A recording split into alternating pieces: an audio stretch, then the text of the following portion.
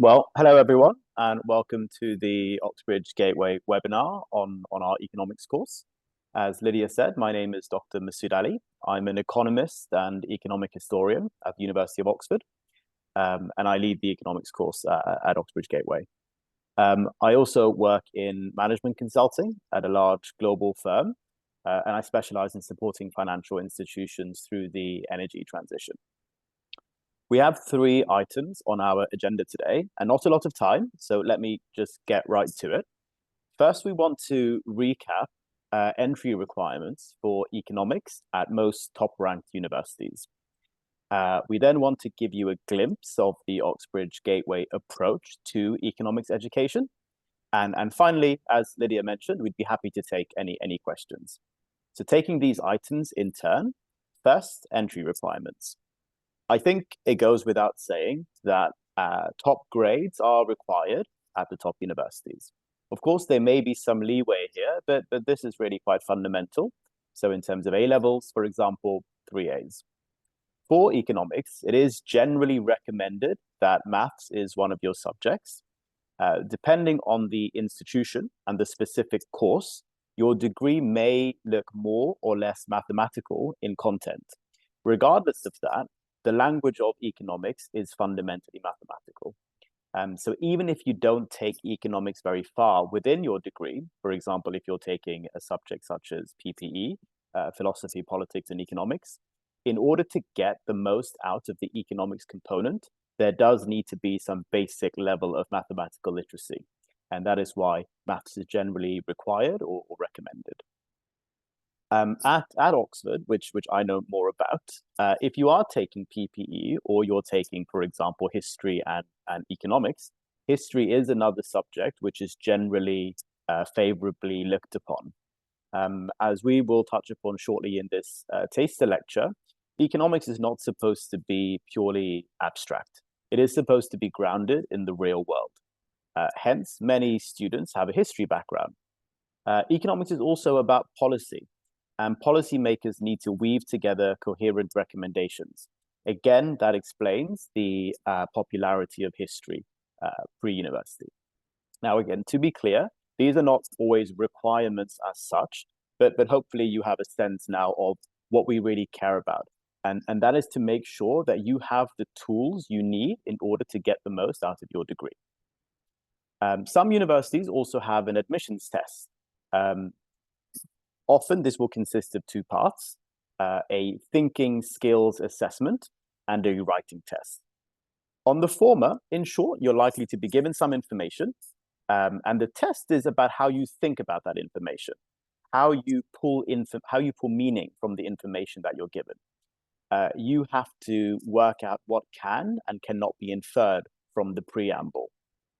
Your ability to quantify the problem, use any data that you're given, make calculations, and make deductions, that is really what is being assessed. There is also often an essay writing component. Just to give you an example, a question that we asked a few years ago was, is ethical consumerism a solution to poverty or a dangerous distraction? Now, this is a very broad question. And what universities are generally looking for is your ability to construct a case. You don't need any specialized knowledge. You don't need to be an expert on any of these topics. The reality is that, if you're genuinely interested in the degree and these topics, these social issues, you will need to spend a good part of your education thinking about and reading about such issues. With some general reading, you should be equipped to answer these broad questions. So you don't need specific technical knowledge, but being well read, broadly speaking, will help you in answering these sort of questions. There is also no escaping. This is not something that is innate, in my opinion. It comes with practice. So the more you practice constructing arguments and practice writing essays, the more straightforward it'll be for you in such assessments. Finally, interviews. Now, a lot of students think that interviews on economics is about how much economics you know, and it most definitely is not about that. We don't give any preference to students with economics backgrounds. over students that have no economics background. That's not what we're testing at all, because we will be teaching you the economics. Again, the real assessment is about your ability to listen to the preamble that you're given, digest that information, reason, relay your analysis, and be fully engaged. It's not about knowing the answer as such. And I know that that's not a very satisfactory piece of guidance. It is very tempting to think that, hey, if I get the answer, that's the main thing. But it's really not about that. It's about being passionate and being engaged. Being enthusiastic is not something that you can feign. Certainly to someone who has decades of experience in economics and education. And to be honest, if you feel you need to feign it, then you might want to consider a different educational and career path. There is no reason that you should pursue a degree in economics if you're not genuinely passionate about it. So your job is not to feign enthusiasm. Your job is to try to genuinely engage with the subject of economics and then determine whether it is a right fit for you. And that will naturally be manifested in the interview. So with that said, what I want to do with the rest of this time is to show you why I am personally inspired by economics, and perhaps that will give you some fodder to think about how you feel about economics. Now, when I ask students for a definition of economics, often they say it is the study of the economy, by which they mean the macroeconomy. So GDP, inflation, unemployment, etc. And that certainly is a very big part of economics, but economics is much, much more than that. It is really the study of an aspect of all decision making. And generally, not always, but generally, we focus on rationality. Fundamentally, for me, economics is about human welfare. And if we can increase human welfare at no cost, we want to do it. That's the principle of economics. That's the fundamental principle of economics. So, as a result, we need to economize, or we need to make rational decisions about our scarce resources. So let's think about that in the context of one of the most profound challenges of all of our lives, climate change. As global temperatures rise, we all face a range of chronic changes and acute hazards. Climate change is also potentially catastrophic, right? Hence, this being one of the biggest challenges of our time. So, for these reasons, most countries want to do something about climate change. Now, the question we want to discuss today is, what power does economics have here? How can economics help us solve one of these massive problems? Let's take a few examples, end to end. What is the optimal level of emissions? Or in other words, what level of emissions should the globe be aiming for? For example, should we be aiming for zero emissions? In other words, should we stop burning fossil fuels right now? Certainly, if you see the news, many commentators seem to think so, implicitly or explicitly.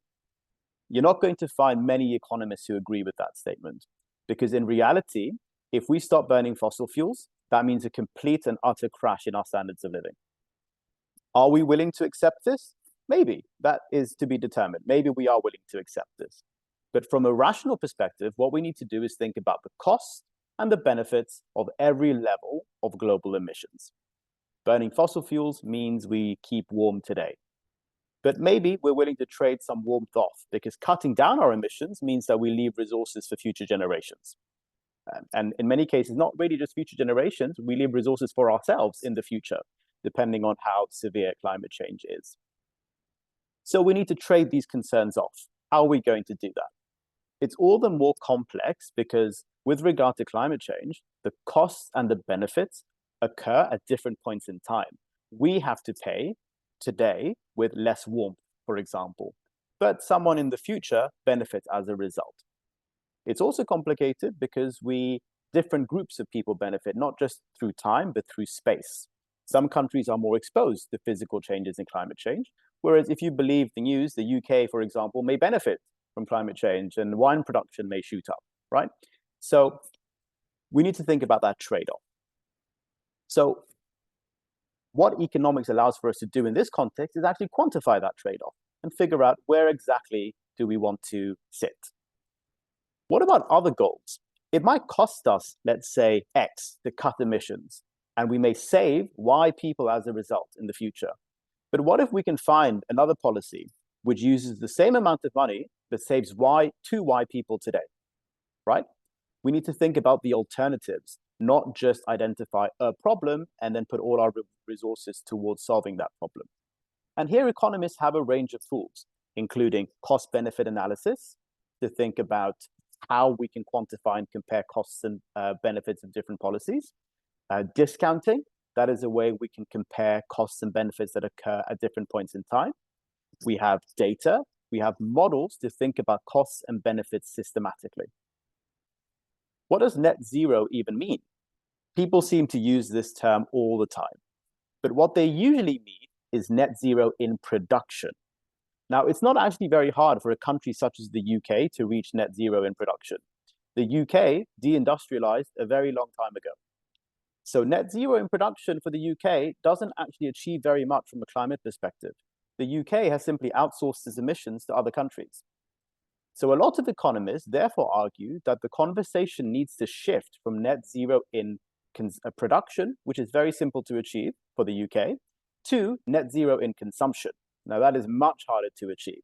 If you count up all the emissions embodied in all of the goods that you consume, you will realize that those emissions add up to quite a lot, regardless of whether they are located in the UK, if you're a UK citizen, or somewhere else.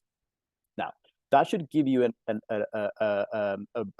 overview of the different tools and the level of detail that economists can get into to solve these complex problems. Now, that's on the level of emissions. Let's say we can all agree on the optimal level of emissions. How are we going to realistically achieve that? Can we assume that countries will simply convene and then agree to some common good?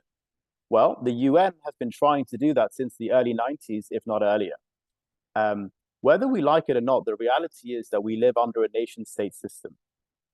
From a UK perspective, again, because I'm based in the UK, from a UK perspective, will our delegates at the UN simply accept what the US or China or the EU thinks it's best, even if that means compromising the interests of UK citizens?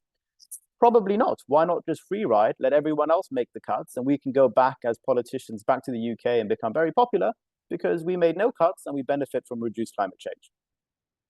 Here, within economics, we have tools in game theory to model strategic interaction.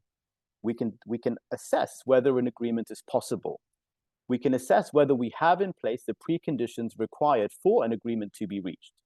We can advise on whether there are alternatives. So many economists think that we need a completely different framework. We need a bottom-up approach to climate change that focuses on consumers rather than a top-down approach which focuses on countries and policymakers. Related to this, who should pay for cutting emissions? We could argue that every human being has an equal claim to the global commons. So perhaps we decide on a global carbon budget and then divide that up across the world on a per capita basis. But what about the fact that some countries have emitted a lot more than others historically? The UK is already industrialized, right? It has already benefited from its emissions. What about the fact that some countries are extremely rich and some countries are extremely poor?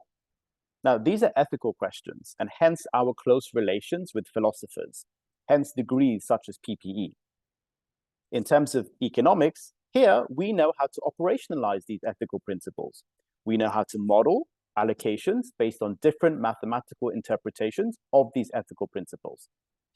For example, what exactly is wealth? It's easy to say that we should take wealth into account. It is a whole different matter to actually measure that wealth.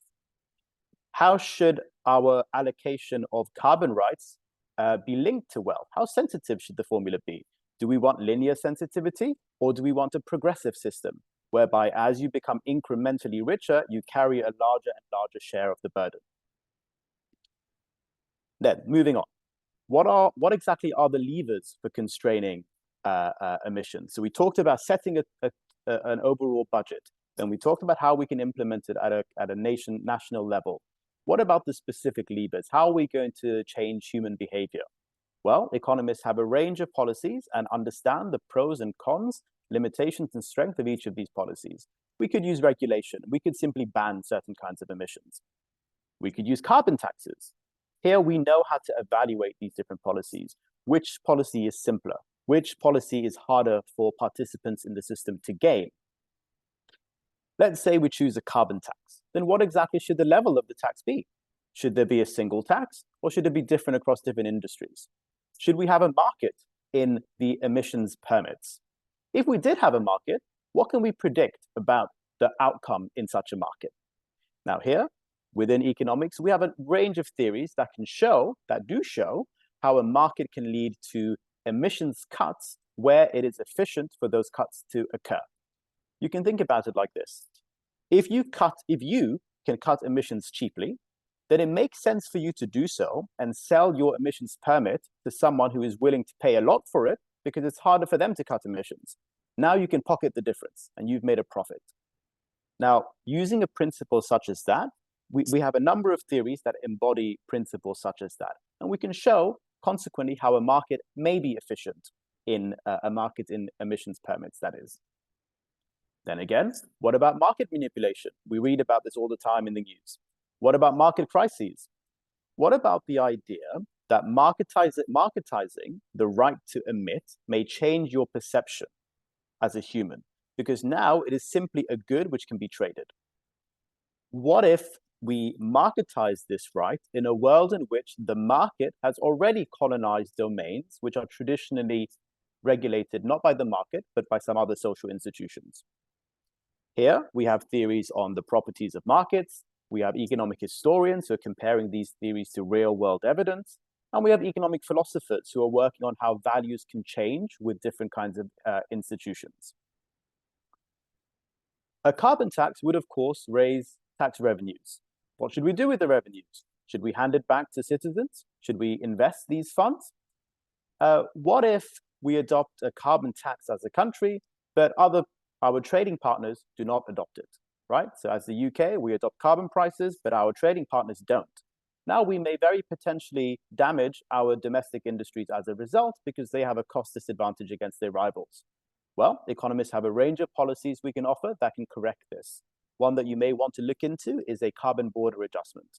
I mention that because I often ask that question in interviews. Do you know what a carbon border adjustment is? If not, that's fine. I may tell you what it is, but then I want you to figure out what the logic of this policy is. The logic being, of course, that we want to protect domestic industry. I'll quickly wrap this up now. We could keep going all day, right? What are the macroeconomic consequences of different climate policies? What about the implications of climate policies for financial institutions, banks, asset managers? If you're an investor and you're considering whether you want to invest in a cement company, if governments do adopt a carbon tax and implement that carbon tax, and carbon is inherent to the production of cement, now you may very well wipe out that company's profits entirely. So it may not be a good idea to buy that company's stock. At the same time, based on and many of you will know this from your A-levels on economics, if you can study the properties of the cement market and work out how competitive it is, whether cement companies have a high cost pass-through rate, whether they face an inelastic demand, they may very well be able to pass through all of the tax to consumers and not be affected at all, right? So let me wrap up. What is the key takeaway here? We have one of these challenges, one of the greatest challenges that we as humans have ever faced, and we need powerful tools to help us navigate. And the tools of economics are indispensable to this. So economics is not about money or finance. That is certainly part of it. It is about welfare. If you want to make the world a better, more sustainable place for us all, well, you probably need some economics to do so. And that is the takeaway I want you to leave with today. I'll stop there and we can take questions. Thank you very much, Dr. Ali, for the very inspiring lecture. So we really appreciate how you've brought economics to life by illustrating how we can view many aspects of this world using an economic lens. So if I could read out some of the questions from the chat. So we've got one at the moment from Aidan. So why does the EU only have one central bank to control monetary policies of the entirety of Europe? Would it be more beneficial for several central banks in order to properly allocate policies for different economic issues? Sure, I can offer you some first thoughts on that. Thank you, Aidan. the EU has a single central bank because it has a single currency. If you want currency union, you need one single central bank to regulate that currency. So this is really there are many dimensions to this, political ones and economic ones, but focusing on the economic ones, the EU has the ECB, one single bank, which is basically in charge of the euro. And of course, the EU countries use the euro. This system of one currency would simply not function if you have different central banks. We need one interest rate to regulate the euro. Thank you.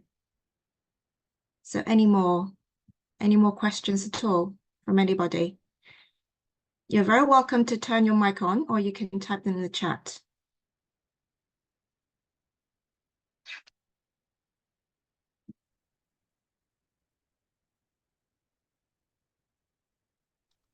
I have a question. Yes, go for it, I Osman. wrote in the chat, but I accidentally sent it to Aiden. So apologies, Aiden. So I'm just gonna say it out loud. So you mentioned ethics, the talking point within economics. And that's why there's a link between both philosophy and economics. So is there a philosophical or ethical ideology that you identify with? Do I identify with a particular ethical ideology, is your question? Yeah, ethical or philosophical ideology that you apply to economics when you have discussions. Yeah, I mean, I could give you the context here, which is that modern economics was grounded in utilitarianism. So if you can think about it like this, a lot of modern economics is utilitarianism, but a bit more scientific, in that we have dropped the utility concept, the measurement of utility as something cardinal, and moved essentially towards a ordinal measure where we look at preferences of consumers as opposed to their happiness measured in a specific way. So a very, very simplified way of putting that is a lot of people think that economics is obsessed with economic growth. Well, one way of thinking about that supposed obsession is that it is essentially the modern equivalent of society wanting to maximize happiness, which is what a utilitarian would be concerned with. The distinction, of course, is we are, or some economists would argue, that increasing the size of the economic pie as measured by GDP allows for a greater number of wants or preferences to be sated. So it is a lot of economics is based on historically utilitarianism, but now it comes down to an identification of welfare with preference satisfaction, where preferences are subjectively defined. So you can like whatever you like, and if I can design a system that sates those needs better than a previous allocation mechanism, then we have a better system. You might have come across this in the literature on greater efficiency. Thank you. And thank you, Osman, for the question. So we've got time for a couple more if anybody wants to ask anything. Very happy to take them. Just a quick follow-up question Sure. to that answer is do you think in any way utilitarianism is dangerous moving forward? It's a great question. Utilitarianism has many strengths and weaknesses, which are well known. I wouldn't personally claim to be a utilitarian, but as I said, a lot of economics is historically, the founders of economics, many of them were utilitarians. Hence, we have that background, and we actually still use the language of utilitarians. So if you do an economics degree, you will see that we still refer to concepts such as utility. We just mean something different, no longer meaning happiness, but actually just meaning the satisfaction of preferences. One of the reasons economics, as it became more scientific, moved away from economics, moved away from utilitarianism, is the many issues with utilitarianism, such as how do we actually measure happiness? How do I compare Lydia's happiness against my own? How do I decide whose happiness matters most?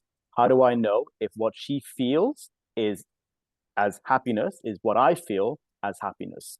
There is a lot of new literature in the field of happiness economics. This is a revival of utilitarianism within economics. economists such as Richard Layard, for example, works in this sphere. They believe that modern science allows for us to address some of these questions. For example, by comparing brain waves, right? You can scan Lydia and scan me, and you can look at the scans, and you can say, hey, look, these look similar. They may be experiencing the same kind of happiness. It's still more complicated than that because the scans may align, but we may still experience that phenomena differently. So these are really philosophical questions. There are all kinds of concerns with utilitarianism. For example, you can make a very big pie for everyone to share, but maybe it all goes to one person who happens to be particularly greedy, but he becomes very happy, right? So there are lots of limitations with utilitarianism. But what I really want to stress here is, we're not ethicists, right? We're economists. And one of the founding principles of economics, one of the fundamental principles of economics is that we don't really want to take a view on ethics or political philosophy. We really view ourselves more like engineers. So if the government says we want to aim for X, we don't feel equipped to say this is a good or bad goal. That's not our job. Our job is to tell you how you can achieve that in an efficient way. So that's how we really slot in with philosophers and ethicists. They say, we've decided based on our ethical principles that we want to achieve this. And the economist's role is then to step in and say, okay, I think you can achieve that, and this is the most efficient way of doing that. Or are you sure you want to, if you say, for example, that you want to cut unemployment to 6% because you've done some, or rather you want to cut unemployment in a certain region because societal happiness will go up as a result.